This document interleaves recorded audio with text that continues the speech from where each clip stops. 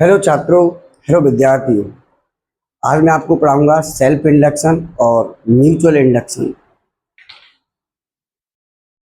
Self induction,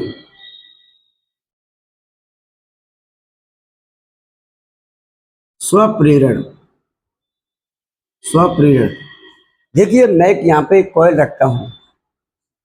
ये coil है, ये तांबे के तार की बनी है, कुंडली है, कॉइल है, और ये एक बैटरी से कनेक्टेड है। ये यहाँ पे ये स्विच है, मान लीजिए ये स्विच है, ठीक है। तो जब हम ये जो बैटरी है, ये इसका प्लस टर्मिनल, ये इसका माइनस टर्मिनल, बड़ी लाइन प्लस और छोटी लाइन माइनस। तो यहाँ पे मैंने ये बैटरी से कॉइल को कनेक्टेड किया है। अब इसमें मैं एक बल्ब और जोड़ देता हूँ, इसमें एक बल्ब जोड़ देता हूँ। ये मैंने एक बल्ब जोड़ दिया है, इलेक्ट्रिक बल्ब। तो अब इसमें मैं स्विच ऑन करूँ, स्विच ऑन करता हूँ तो क्या ये बल्ब जो है इंस्टेंट टाइम पे क्या ये बल्ब ऑन हो जाएगा, ये ग्लो करने लगेगा? सोचिए जरा। अगर मैं बैटरी के स्विच को, ये पूरे सर्किट के स्विच को ऑन करता हूँ इलेक्ट्रिक करंट फ्लो के लिए, तो क्या जिस क्षण मैंने स्विच ऑन किया है, क्या उसी क्षण ये बल्ब ग्लो करने लगेगा? आप कहोगे सर हम तो अपने घर में स्विच ऑन करते हैं तो इंस्टेंट टाइम पर उसी क्षण में बल्ब ग्लो करता है, जलने लगता है। लेकिन इस वाले मामले में ऐसा नहीं होगा, थोड़ा वेट करना पड़ेगा आपको, 2 से 4 सेकंड का। यानी आप स्विच ऑन करते हैं तो बल्ब तुरंत, इमीडिएटली ये बल्ब ग्लो नहीं करेगा, जलेगा नहीं, क्योंकि सर्किट में कॉइल लगी है, और कॉइल लगे होने से ये जो बल्ब है इंस्टेंट टाइम, क्षण पर, उसी क्षण इमीडिएटली ग्लो नहीं करेगा। कोई वजह है? हाँ, इसकी एक वजह है। जब इसमें धारा हम प्रवाहित करते हैं, आई धारा, तो ये बैटरी से जो बल्ब करंट निकलती है वो एक साथ कांस्टेंट वैल्यू की करंट नहीं निकलती, ये चेंजेबल करंट होती है, ये परिवर्ती धारा होती है, परिवर्ती धारा, ये परिवर्ती धारा होती है। ये करंट, मान लीजिए इस बैटरी से आने वाली जो करंट है और जो मैक्सिमम वैल्यू अटेन करती है, मान लीजिए 2 एम्पियर की करंट, एम्पियर की वैल्यू अटेन करती है ये, तो अभी ये शुरुआत में 0 से स्टार्ट होगी, 0 से 0.5, 1, 1.5, 2 एम्पियर। तो इतने स्टेप से गुजरते हुए ये 0 से 2 एम्पियर तक पहुंचने में थोड़ा वक्त लेगी। ऐसा नहीं होगा बैटरी से निकलने वाली जो करंट है वो एक साथ 2 एम्पियर पे पहुंच जाए। बैटरी से निकलने वाली जो करंट है वो इमीडिएटली इंस्टेंट टाइम पे कांस्टेंट वैल्यू अटेन नहीं करती, कुछ पल भर के लिए बैटरी से निकलने वाली करंट अपने न्यूनतम मान से अधिकतम मान तक पहुंचती है। तो जिस दरमियान धारा में परिवर्तन आता है उसी दरमियान ये बल्ब नहीं जलता। जिस दौरान ये धारा में चेंज हो रहा होता है उसी टाइम की बात कर रहे हैं हम। धारा जब मैक्सिमम वैल्यू अटेन कर लेगी, कांस्टेंट वैल्यू अटेन कर लेगी, उसके बाद की बात नहीं है। धारा जब परिवर्तित होती रहेगी जब तक की बात चल रही है। तो यहाँ बैटरी से निकलने वाली जो करंट है वो समय के साथ धीरे धीरे मैक्सिमम वैल्यू अटेन करेगी, धीरे धीरे उसके मान वैल्यू में बढ़ोतरी होगी। लेकिन होता क्या है, हम जानते हैं विद्युत धारा के चुंबकीय प्रभाव से हम जानते हैं कि जब किसी कॉइल में या किसी सर्किट में करंट फ्लो होता है, एक मैग्नेटिक फील्ड स्थापित होता है।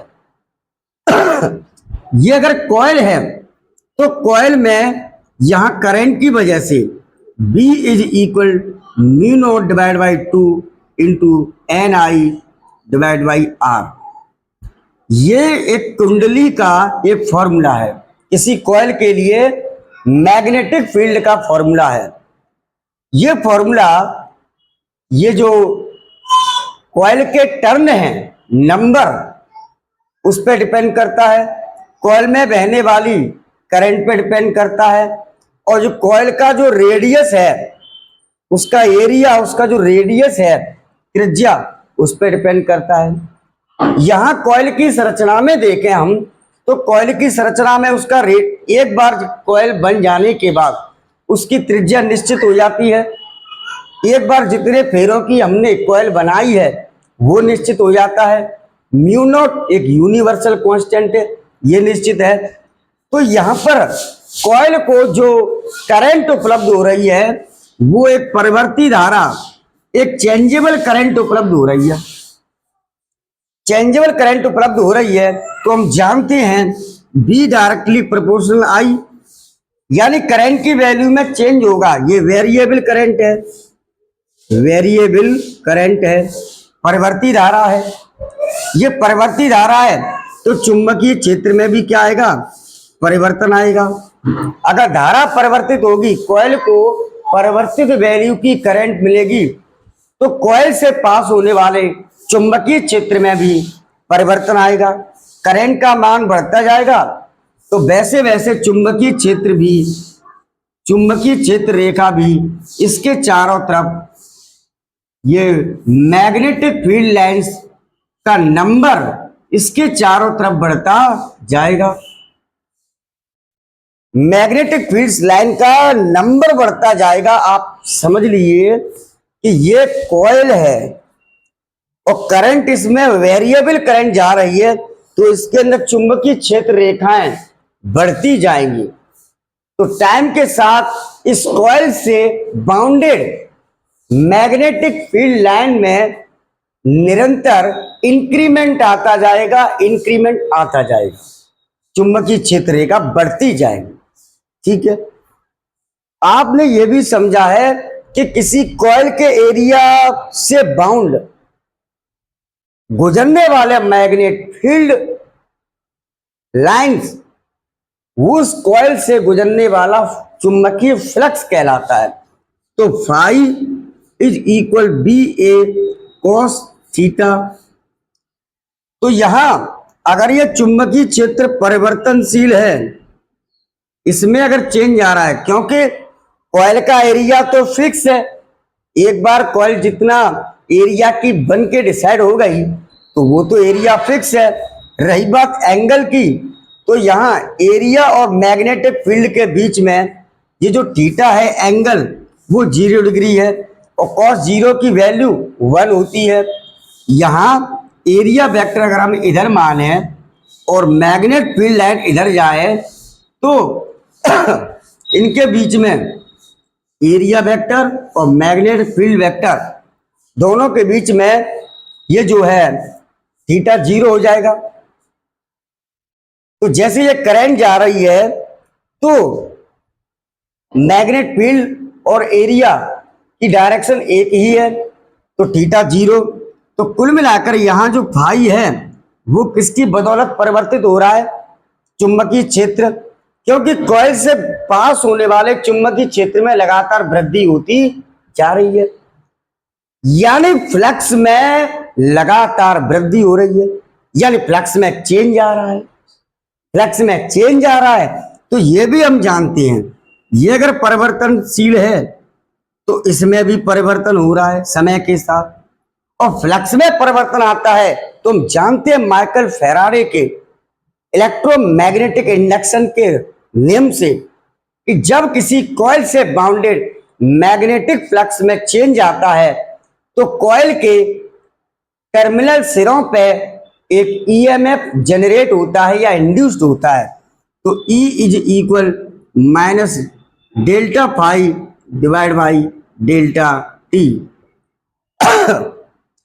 तो फ्लक्स में परिवर्तन होने से यहां हम इसका नंबर लिख लें एन डेल्टा फाई, तो डेल्टा टी, यानी फ्लक्स में परिवर्तन से एक ईएमएफ जनरेट होता है, इंड्यूस्ड होता है। तो यहां पे इस कॉइल के सिरों पे एक ईएमएफ इंड्यूस्ड होता है, विद्युत वाहक बल प्रेरित होता है। विद्युत वाहक बल एज ए पोटेंशियल डिफरेंस, ये समझिए, as a potential difference induced होता है। यहां भी एक पोटेंशियल डिफरेंस है बैटरी का खुद का, लेकिन फ्लक्स में चेंज की वजह से कॉइल के टर्मिनल पे एक ईएमएफ या पोटेंशियल डिफरेंस इंड्यूस्ड होता है। तो पोटेंशियल डिफरेंस इंड्यूस्ड होता है, तो लेंज का नियम कहता है, ये भी हम जानते हैं कि लेंज का नियम कहता है कि ये जो ईएमएफ है जो कॉइल के टर्मिनल पे इंड्यूस्ड हुआ है वो फ्लक्स चेंज का विरोध करता है। आप बताइए कि यहां कॉइल के सिरों पे ये जो ईएमएफ जनरेट हुआ है इसे किसने पैदा किया? फ्लक्स परिवर्तन ने। और ये लेंज का नियम कहता है कि जिस फ्लक्स परिवर्तन के कारण ये ईएमएफ इंड्यूस्ड होता है, प्रेरित होता है कुंडली के सिरों पे, ये उसी फ्लक्स परिवर्तन का अपोज करता है, विरोध करता है। जिसने विद्युत वाहक बल को जन्म दिया, विद्युत वाहक बल उसी का विरोध करता है, ऐसा लेंज का नियम कहता है। तो यहां पे विरोध तो तब होगा कि इसका मतलब है यहां अगर बैटरी का ये प्लस टर्मिनल है तो विरोध तब होगा कि यहां पर भी क्या बन जाना चाहिए, प्लस, प्लस टू प्लस ये अपोज हो जाएगा और माइनस टू माइनस। तो ये वाला कुंडली का ये सिरा माइनस टर्मिनल और ये सिरा प्लस टर्मिनल की भांति व्यवहार करता है। यानी ये विद्युत वाहक बल जो प्रेरित होता है वो जो फ्लक्स में इंक्रीमेंट आ रहा है, फ्लक्स में जो चेंज हो रहा है उसका विरोध करता है।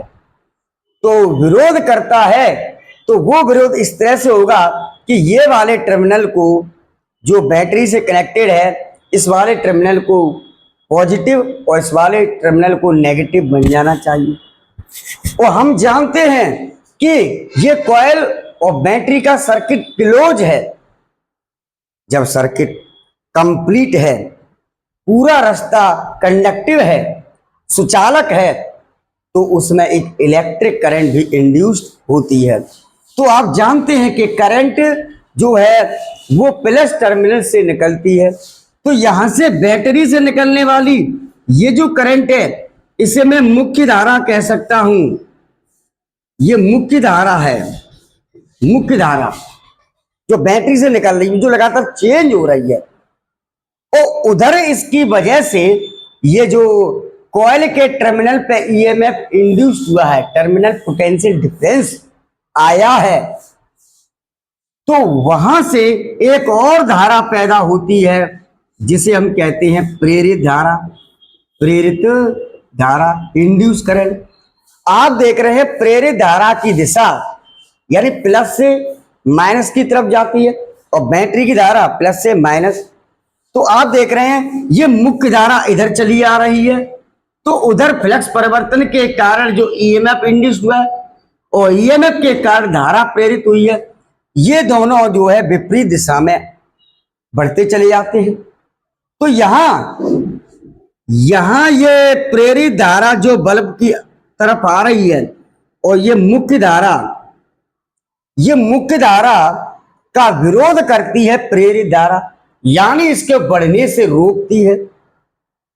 तो जितना वैल्यू इसका हो गया है प्रेरित धारा का, मान लीजिए किसी क्षण पे 0.5 एम्पियर, तो उस क्षण पे प्रेरित धारा का वैल्यू भी 0.5 एम्पियर। इसलिए इसमें इलेक्ट्रिक बल्ब में नेट करंट 0 हो जाती है, इसलिए ये बल्ब ग्लो नहीं करता है। अब आपको समझ में आया कि बैटरी को मैंने जिस टाइम मैंने स्विच ऑन किया, हमारी प्रैक्टिकल जानकारी के अनुसार हम जानते थे कि बैटरी को स्विच ऑन करते ही बल्ब जो है इंस्टेंट टाइम पे इमीडिएटली ग्लो कर जाना चाहिए था। लेकिन कॉइल वाले सर्किट में जब हमने बैटरी को स्विच ऑन किया है तो उसी क्षण में बल्ब ग्लो नहीं किया। बल्ब थोड़ी देर बाद ग्लो होता है। उसकी वजह जानना चाहिए। हमने देखा बैटरी से जो करंट निकलती है, मुख्य धारा जिसे कह रहे हैं, वो समय के साथ लगातार परिवर्तित होती है और वो अपने एक मैक्सिमम वैल्यू को अटेंड कर रही होती है। मैक्सिमम वैल्यू को अटेंड कर रही होती है मतलब ये धारा में परिवर्तन हो रहा होता है। परिवर्तन हो रहा होता है तो कॉइल के मैग्नेट फील्ड के फॉर्मूले से हमने जानकारी जुटाई कि यहाँ जो चुंबकीय क्षेत्र है कॉइल से, क्योंकि धारा इसमें बहेगी तो विद्युत धारा का चुंबकीय प्रभाव, धारा बहेगी तो कॉइल के बाउंडेड मैग्नेट फील्ड तैयार होगा। अगर करंट परिवर्तनशील है तो मैग्नेट फील्ड भी परिवर्तित होगा। करंट बढ़ रही है तो मैग्नेट फील्ड लाइन इसमें से गुजरने वाली चुंबकीय क्षेत्र रेखा समय के साथ बढ़ती जाएगी। समय के साथ परिवर्तन, चुंबकीय क्षेत्र में परिवर्तन आ रहा है तो हमने चुंबकीय फ्लक्स से जानकारी उठाई कि यहाँ एरिया और एंगल तो फिक्स है लेकिन मैग्नेट फील्ड लगातार फ्लक्स रेखा बढ़ती आ रही है तो यहाँ पर फ्लक्स में भी परिवर्तन आ रहा है। यानी कुंडली से गुजरने वाले बाउंडेड फ्लक्स में क्या आ रहा है? चेंज आ रहा है। जब फ्लक्स में चेंज आता है तो माइकल फैराडे का विद्युत चुंबकीय प्रेरण का नियम कहता है कि फ्लक्स में टाइम के साथ जो चेंज आता है उस कारण कॉइल के सिरों पे एक ईएमएफ इंड्यूस होता है, एक विभवांतर। तो ईएमएफ इंड्यूस होता है तो लेंज कहते हैं, लेंज का नियम कहता है कि ये जो ईएमएफ है वो चुंबकीय फ्लक्स परिवर्तन का विरोध करता है। अभी मैंने बताया कि ईएमएफ जो इंड्यूस होता है वो फ्लक्स परिवर्तन की वजह से आता है और ये फ्लक्स परिवर्तन का ही विरोध करता है। यानी जिसने से फ्लक्स परिवर्तन ने जन्म दिया ईएमएफ को, और ये किसका विरोध करता है? फ्लक्स परिवर्तन का। कैसे? डायरेक्शन से, दिशा बदल के। तो ये यहाँ प्लस है, ये यहाँ प्लस है तो यहाँ पर ये प्लस बन जाएगा पॉजिटिव टर्म, ये नेगेटिव।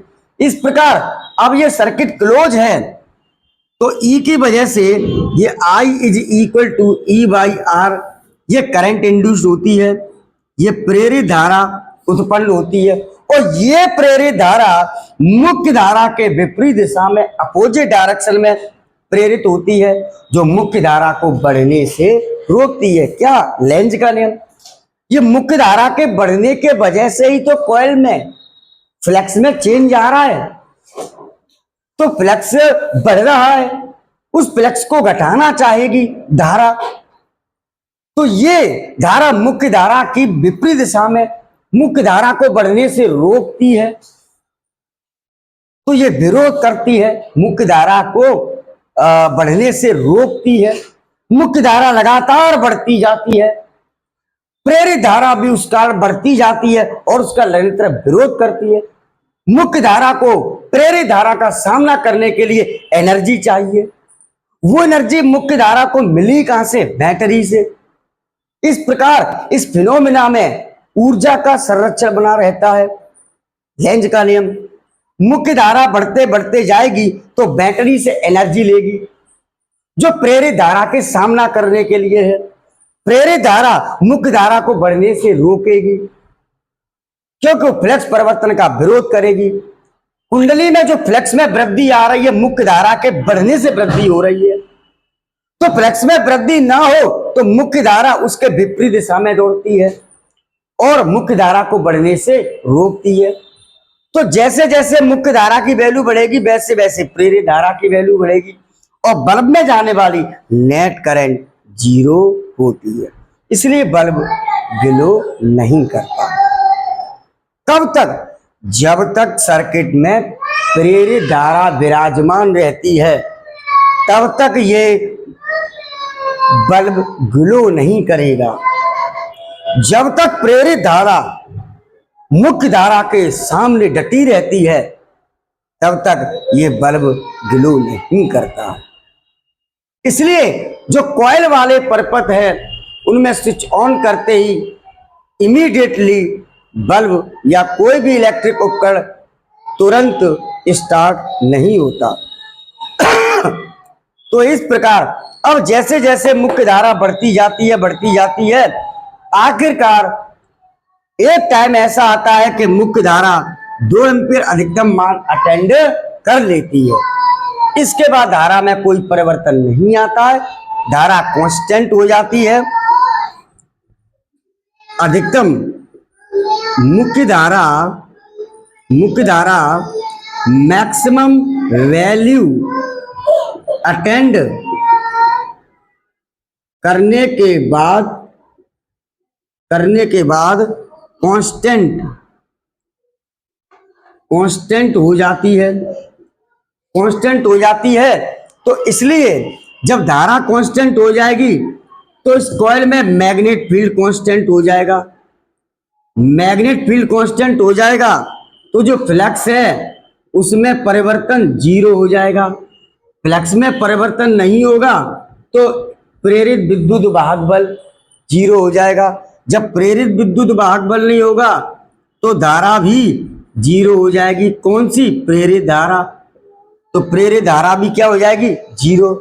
इस प्रकार कुछ क्षण के लिए जब तक मुख्य धारा में परिवर्तन आ रहे होते हैं ये खेल तब तक चलता रहता है, ये प्रेरित धारा तब तक बनी रहती है।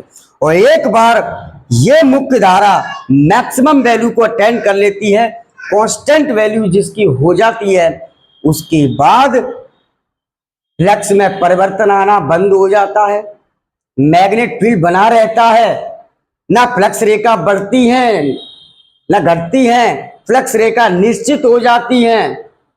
तो फ्लक्स में परिवर्तन नहीं आता, ईएमएफ गायब हो जाता है और ये प्रेरित धारा भी गायब हो जाती है।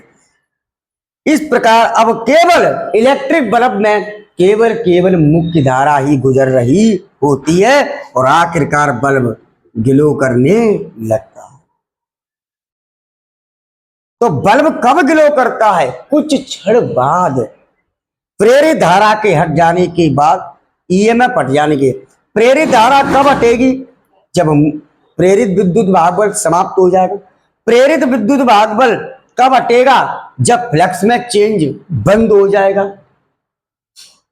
यानी मैग्नेट फील्ड्स ऑफ लाइन ना बढ़ेंगी ना घटेंगी, यानी फ्लक्स में परिवर्तन 0 होते ही 0 तब होगा जब मैग्नेट फील्ड कॉइल से बाउंडेड कांस्टेंट हो जाए, और मैग्नेट फील्ड तब कांस्टेंट होगा जब आई जो मुख्य धारा है वो क्या हो जाए? मुख्य धारा कांस्टेंट हो जाए। तो इस प्रकार ये घटना सेल्फ इंडक्शन की जो हम जिक्र कर रहे हैं, ये इसमें इलेक्ट्रिक बल्ब तब तक नहीं जलेगा जब तक प्रेरित धारा होगी जो मुख्य धारा को बढ़ने से रोकती है। तो सेल्फ इंडक्शन कहता है कि जब किसी कुंडली में परिवर्तित मान की धारा प्रवाहित करती है, जब किसी कॉइल में परिवर्तित मान की धारा प्रवाहित की जाती है तो फ्लक्स परिवर्तन के कारण कुंडली के सिरों पे एक विद्युत वाहक बल प्रेरित होता है। दोबारा सुना, जब किसी कॉइल में परिवर्तित मान की धारा प्रवाहित की जाती है, परिवर्तित मान की धारा प्रवाहित की जाती है तो कॉइल के तो फ्लक्स में परिवर्तन होता है, जिस कारण कुंडली के सिरों पर एक विद्युत वाहक बल प्रेरित होता है। यदि सर्किट क्लोज है तो प्रेरित धारा उत्पन्न होती है। इस घटना को स्वयं प्रेरण या सेल्फ इंडक्शन कहते हैं। सेल्फ इंडक्शन की डेफिनेशन, जब किसी कुंडली में परिवर्तित मान की धारा प्रवाहित करते हैं तो कुंडली के सिरों पे, तो कुंडली में फ्लक्स परिवर्तन, चुंबकीय फ्लक्स परिवर्तन, फ्लक्स परिवर्तन, फ्लक्स परिवर्तन के कारण उसके सिरों पे, उसके सिरों पे एक ईएमएफ प्रेरित होता है, प्रेरित होता है। इस घटना को, इस घटना को स्वप्रेरण कहते हैं, स्वप्रेरण कहते हैं। ये ईएमएफ के कारण धारा प्रेरित होती है, धारा प्रेरित होती है, होती है जो मुख्य धारा,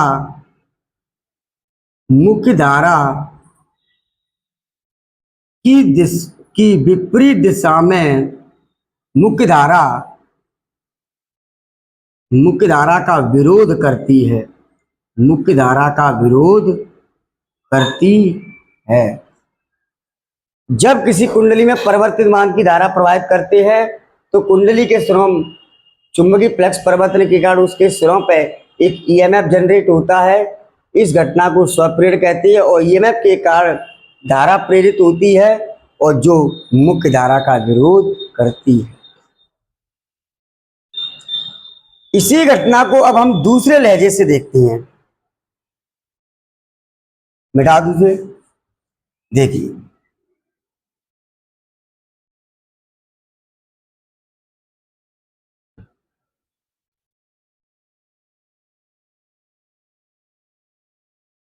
अब मान लीजिए, अब हम स्विच ऑफ करते हैं।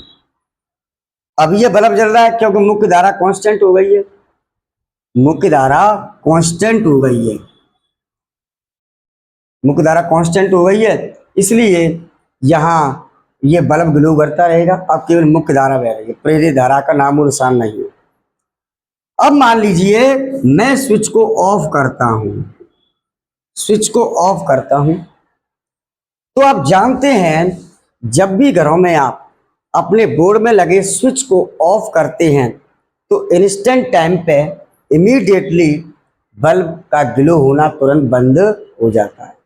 लेकिन ये कॉइल वाले सर्किट में जब स्विच को ऑफ करते हैं तो बल्ब उसके बावजूद भी कुछ क्षण के लिए ग्लो करता है ना। बड़ी अजीब बात, स्विच ऑफ कर दिया है, ऑफ करने के बाद भी बल्ब ग्लो करता रहेगा कुछ क्षण के लिए, कुछ देर के लिए ये जलता रहेगा। अब ऐसा क्यों? ये बल्ब आखिरकार स्विच ऑफ करने के बावजूद भी क्यों कुछ देर तक जलता रहता है? तो इसकी वजह भी यही है। हम जानते हैं जब धारा, मान लीजिए अभी इसने 2 एम्पीयर का, अभी मैंने बताया कि मान लीजिए सर्किट में मैक्सिमम कांस्टेंट करंट 2 एम्पीयर प्रवाहित होनी है। चलिए 2 एम्पीयर करंट प्रवाहित हो रही है। अब मैंने स्विच ऑफ किया तो धारा झटके से एक साथ 0 नहीं होगी। धारा 2 से 0 अधिकतम से न्यूनतम मान अटेंड करने के लिए समय लगाती है। तो 2 से 1.5 एम्पीयर, 1.5 एम्पीयर से 1 एम्पीयर, फिर 0.5 एम्पीयर और फिर 0। तो इस प्रकार धारा को अधिकतम से न्यूनतम मान तक जाने के लिए फिर से परिवर्तन होगा। यानी मुख्य धारा में क्या होगा? मुख्य धारा में परिवर्तन होगा, फिर से मुख्य धारा में परिवर्तन होगा, मुख्य धारा परिवर्ती होगी। अब मुख्य धारा में परिवर्तन होगा तो हम जानते हैं ये फॉर्मूला कॉइल के लिए है, N fix R fix mu naught fix, यहां धारा। अब ये धारा डिक्रीज कर रही है तो बी डायरेक्टली प्रोपोर्शनल टू आई, धारा घट रही है, धारा घट रही है।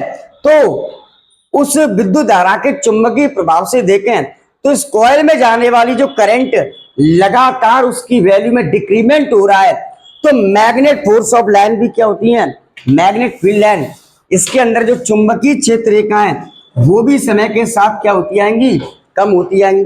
जैसे एक कॉइल है तो इसके अंदर चुंबकीय क्षेत्र रेखाएं तो वो धीरे धीरे क्या होती आएंगी, कम होती जाएंगी, कम होती जाएंगी, तो ये भी घट रही है। तो मैग्नेट फील्ड में चेंज आ रहा है, यानी ये चुंबकीय क्षेत्र रेखा समय के साथ कॉइल से बाउंडेड मैग्नेट फील्ड लाइंस की संख्या में निरंतर कमी आती जाएगी, कमी आती जाएगी। तो हम जानते हैं phi is equal to B A cos theta. तो एरिया फिक्स है कॉइल का, थीटा एंगल फिक्स है, ये बी लगातार घट रहा है, तो फ्लक्स भी लगातार घट रहा है, यानी फ्लक्स में क्या आ रहा है, चेंज आ रहा है, फ्लक्स में क्या हो रहा है, परिवर्तन। यानी फ्लक्स में परिवर्तन किसी कुंडली से बाउंडेड फ्लक्स में परिवर्तन दो तरह से हो सकते हैं, या तो फ्लक्स रेखा उसमें बढ़े या फ्लक्स रेखा उसमें घटे। तो फ्लक्स रेखा अब घटती जा रही है क्योंकि करंट घटती आ रही है, करंट के घटने से फ्लक्स रेखा में कमी आती जाएगी, कॉइल से बाउंडेड मैग्नेट फील्ड लाइंस निरंतर कम होती जाएंगी, इसलिए फिर से फ्लक्स परिवर्तन होगा, फिर से फ्लक्स परिवर्तन होगा समय के साथ। तो हम जानते हैं फिर से जो ईएमएफ है ये एन है, तो फिर से जो ईएमएफ है फिर से इंड्यूस्ड होगा, फिर से इंड्यूस्ड होगा। तो अब की बार क्या होगा, ये ईएमएफ इंड्यूस होगा, फ्लक्स परिवर्तन, क्योंकि फ्लक्स रेखा घट रही है, फ्लक्स रेखा घट रही मतलब फ्लक्स में परिवर्तन हो रहा है, फ्लक्स में परिवर्तन हो रहा है, तो प्रेरित विद्युत भाग बल यानी विद्युत भाग बल प्रेरित होगा, जो लेंज का नियम कहता है, लेंज के नियम से, लेंज के नियम से, ये लेंज का नियम कहता है कि फ्लक्स परिवर्तन का विरोध होता है, फ्लक्स परिवर्तन का विरोध होता है, यानी ये ईएमएफ यहां पर जन्म लेगा, ये किस कारण जन्म लेगा, फ्लक्स में परिवर्तन। फ्लक्स में परिवर्तन बढ़ के हो रहा है कि घट के हो रहा है, घट के हो रहा है, तो घट के हो रहा है तो फ्लक्स रेखा घटती जा रही है, तो ये ईएमएफ यहां इस तरह से इंड्यूस होगा कि ये फ्लक्स के घटने का, इसी तो विरोध करना है, बढ़ेगा तो बढ़ने का विरोध, फ्लक्स घटेगा तो घटने का विरोध। तो कुल मिलाकर के ये लेंज का नियम कहता है कि यो यहां पर ईएमएफ फ्लक्स चेंज की वजह से पैदा हुआ, ये फ्लक्स के घटने का विरोध करेगा, यानी फ्लक्स को बढ़वाना चाहेगा, बढ़वाना चाहेगा। तो ये स्थिति में तब हो सकता है कि ये माइनस और ये प्लस, अब ये वाला टर्मिनल प्लस माइनस का हो जाता है और ये वाला टर्मिनल प्लस का हो जाता है, क्योंकि प्लस से यहां माइनस की तरफ करंट जाएगी, ठीक है, तो यह फ्लक्स रेखा बढ़ने के चांस हैं। तो अब क्योंकि सर्किट क्लोज है, तो अब जो धारा प्रेरित होगी वो अब इस डायरेक्शन में बहेगी। तो आप देख रहे हैं मुख्य धारा और प्रेरित धारा की दिशा क्या हो जाती है, सेम, यानी लेंज के नियम के अनुसार I is equal to E by R, यानी धारा प्रेरित हो रही है, और धारा जो प्रेरित हो रही है, जो प्रेरित धारा है, अब वो मुख्य धारा के विपरीत ना बहकर मुख्य धारा की दिशा में प्रवाहित होती है, मुख्य धारा की दिशा में प्रवाहित होती है। देखिए, क्योंकि उसे तो विरोध करना है, अब ये फ्लक्स घट रहा है, फ्लक्स घट रहा है, फ्लक्स घट रहा है, तो ये ईएमएफ फ्लक्स के घटने का विरोध करेगा, फ्लक्स को घटने नहीं देना चाहेगा, तो फ्लक्स को बढ़ाना चाहेगा, फ्लक्स को बढ़ाना चाहेगा। तो ये तब संभव है जब करंट इधर से चले, तो धारा प्रेरित अब उसी मुख्य धारा की दिशा में प्रवाहित होगी। तो इस प्रकार अब ये अपोज करने के बजाय उसी डायरेक्शन में फ्लो हो रही है, मुख्य धारा घट रही है, प्रेरित धारा करेगी नहीं, बढ़ना है, तो प्रेरित धारा बढ़ती जाए, प्रेरित धारा मुख्य धारा को घटने से, उसके वैल्यू को घटने से रोकती है। मुख्य धारा स्विच ऑफ करने के बाद मुख्य धारा के वैल्यू में कमी आती जा रही है, प्रेरित धारा उसको घटने नहीं देती, और इस कारण ये बल्ब कुछ देर के लिए ग्लो करता रहता। जो धारा घटने जा रही थी, मुख्य धारा स्विच ऑफ करते ही मुख्य धारा लगातार इस घटती जा रही है।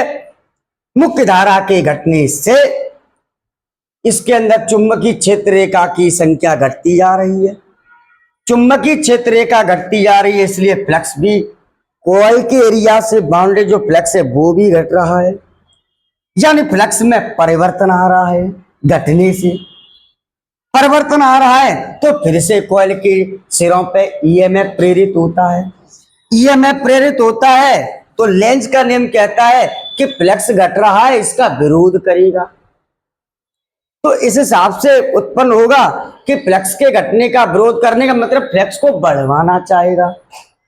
तो ये अब अपोजिट डायरेक्शन, ऐसे यहां प्लस यहां माइनस क्रिएट हो जाएगा। अब ये धारा इस दिशा में बहेगी जो धारा प्रेरित हुई है, और वो प्रेरित धारा की दिशा मुख्य धारा की दिशा में होगी। इस तरह ये मुख्य धारा को घटने से रोक रही है, ये मुख्य धारा को घटने से रोक रही है, बढ़ाना चाहती है। इसलिए स्विच ऑफ करने के बावजूद भी धारा बहती है कुछ क्षण के लिए, और आखिरकार ये बल्ब स्विच ऑफ करने के बाद भी कुछ देर के लिए ऑन रहता है या ग्लो करता रहता है। तो ये है सेल्फ इंडक्शन। तो यहां मैंने लिखा है कि ईएम के कारण धारा प्रेरित होती है जो मुख्य धारा की दिशा धारा का विरोध करती है, ना कि मैंने ये लिखा कि मुख्य धारा को बढ़ने से रोकती है, मुख्य धारा को घटने से, मुख्य धारा का विरोध करती है।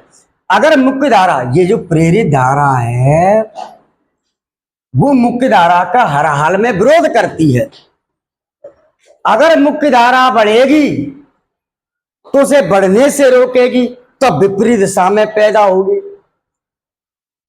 मुख्य धारा अगर बढ़ेगी, जब स्विच ऑन करेंगे तो उसे बढ़ने से रोकेगी तो विपरीत दिशा में बहेगी, और मुख्य धारा जब घटने जाएगी, जब स्विच ऑफ करेंगे तो मुख्य धारा घटेगी, तो ये उसी दिशा में मुख्य धारा को घटने से रोकेगी। इसी तो विरोध करना है। मुख्य धारा बढ़ेगी तो बढ़ने से रोकेगी, तो विपरीत दिशा में पैदा होगी सर्किट में, कॉइल वाले में, और मुख्य धारा घट रही है तो उसे बढ़ाना चाहेगी, तब भी विरोध करेगी, तब उसकी दिशा में प्रवाहित होगी। इस तरह यह ड्रामा है सेल्फ इंडक्शन का या स्वयं प्रेरण का।